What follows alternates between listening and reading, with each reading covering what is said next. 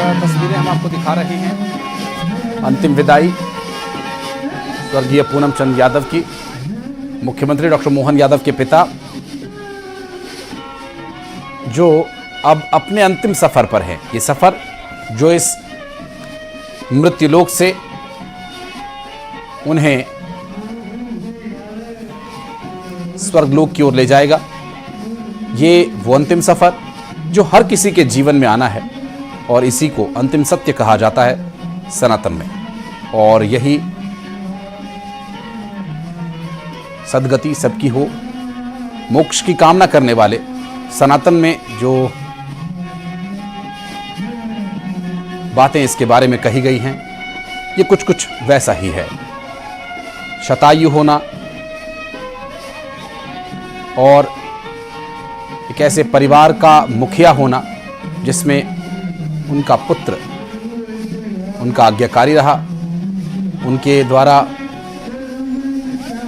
समाज के लोगों के साथ जो समरसता बनाई गई थी उसका एक दृश्य यहां परिलक्षित होता हुआ। देखिए, हजारों की संख्या में, हजार की संख्या में यहां लोग पहुंचे हुए हैं उनकी अंतिम यात्रा में। और कैसी शख्सियत जिन्होंने राजनीति में तो कभी कदम नहीं रखा, लेकिन वो ज़रूर समाज सेवा में संलिप्त रहे और हमेशा लोगों से खुशमिजाज तरीके से मिलना, उनके साथ बातचीत करना, उनके दुख सुख साझा करना।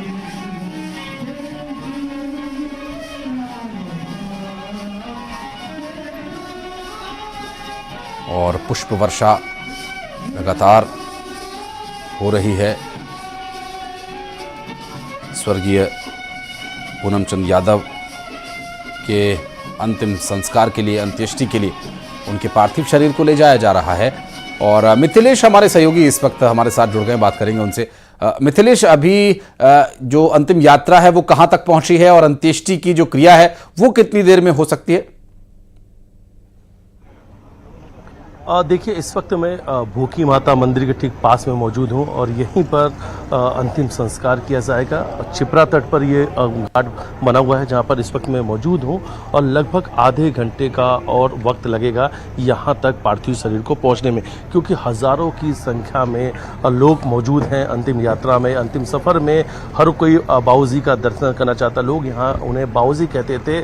और देखिए, एक वाक़या आज जब मुख्यमंत्री जी अपने घर में अपने भाई से बात कर रहे थे तो उन्होंने कहा से एक वाकया कहा लोगों के साथ में बातचीत के दौरान पे कि जब वो प्रभारी मंत्री बने थे तो उन्होंने अपने पिताजी को फ़ोन लगाया और उस वक्त तो खेत में थे। उन्होंने कहा कि लाउड स्पीकर ऑन था और उस वक्त मेरे साथ कई लोग थे।